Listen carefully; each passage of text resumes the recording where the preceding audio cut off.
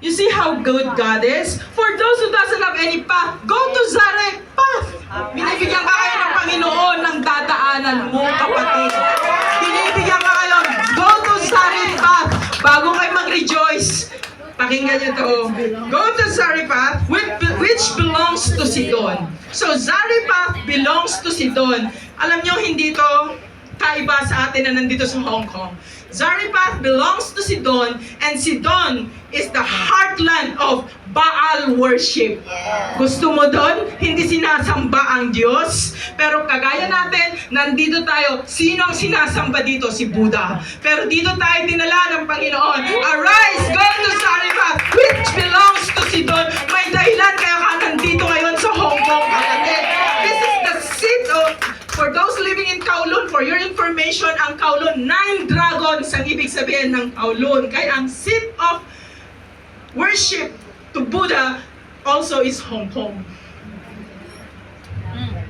Arise, go to Zarephath, which belongs to Sidon. Sidon is the seat kung saan ang sinasamba nila is si Baal.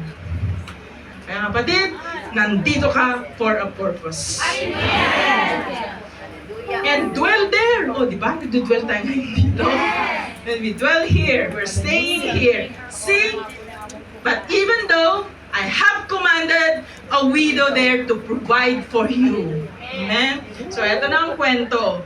Sabi ng Panginoon, lumipat ka ng lugar, malis ka na dyan, pumunta ka ngayon dito sa Zarephath, which belongs to Sidon, and there, again, from raven, mula sa animal, naging tao na.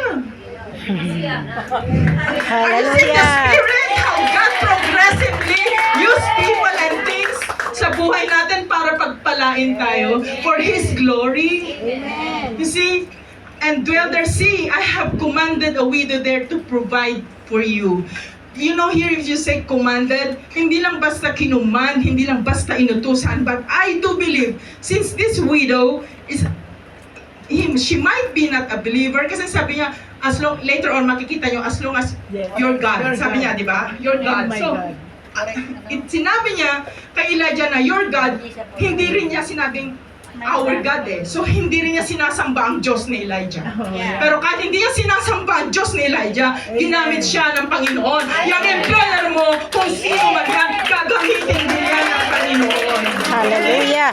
So, I have commanded. You know, the word commanded here, not only that I command or inutusan, but even God ordained, perfected it, sinadya ng Panginoon na yan talaga ay